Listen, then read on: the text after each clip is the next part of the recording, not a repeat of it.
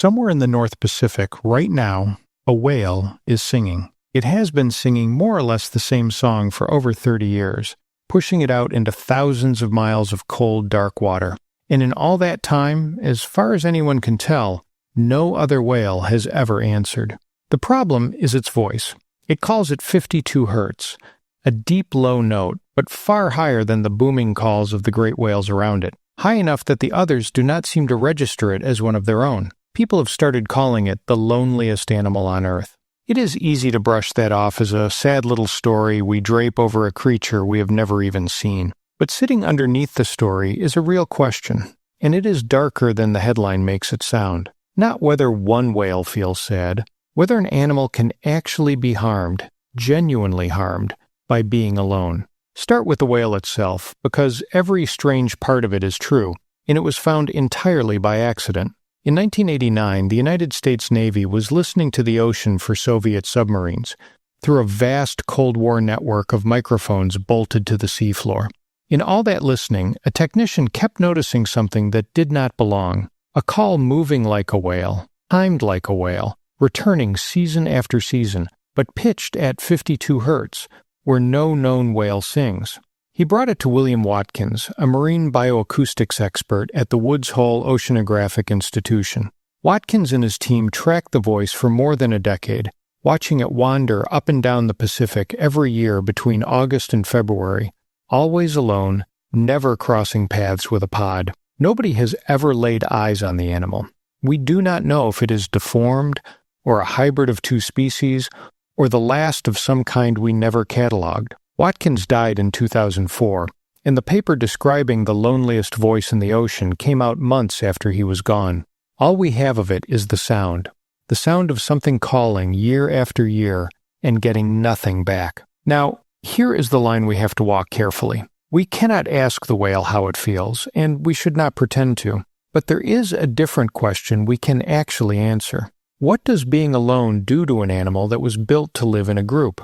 And the answer is genuinely brutal.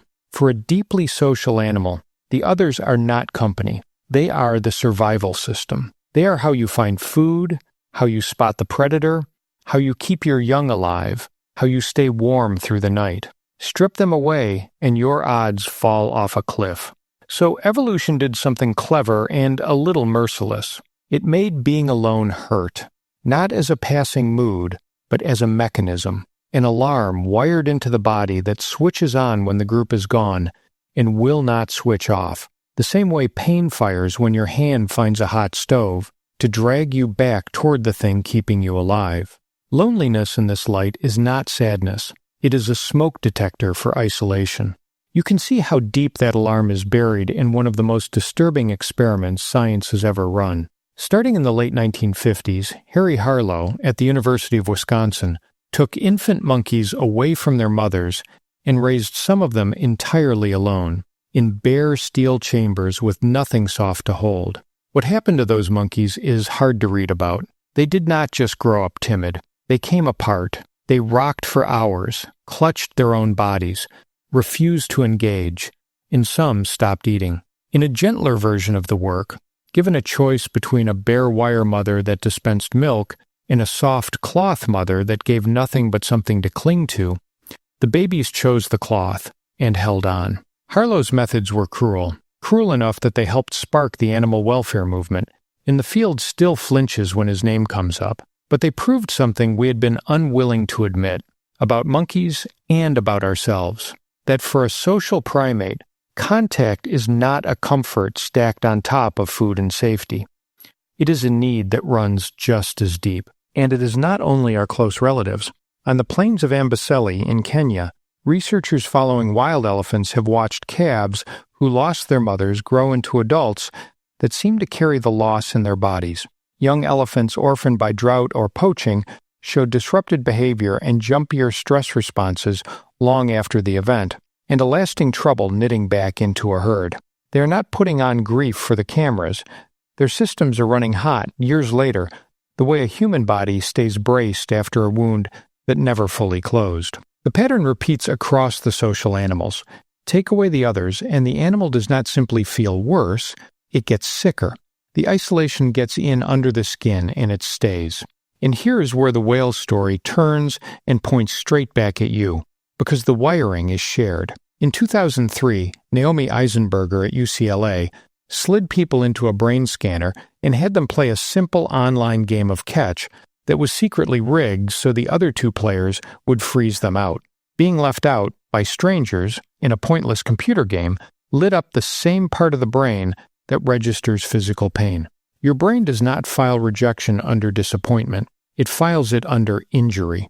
And the cost is not only in the moment.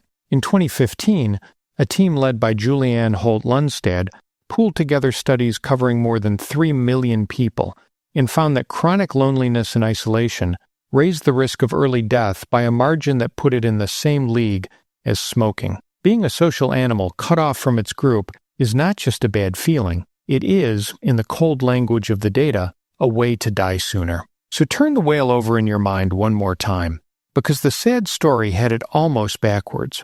That ache of being alone was never a flaw in you or proof that something is broken. It is one of the oldest and most useful tools your lineage owns.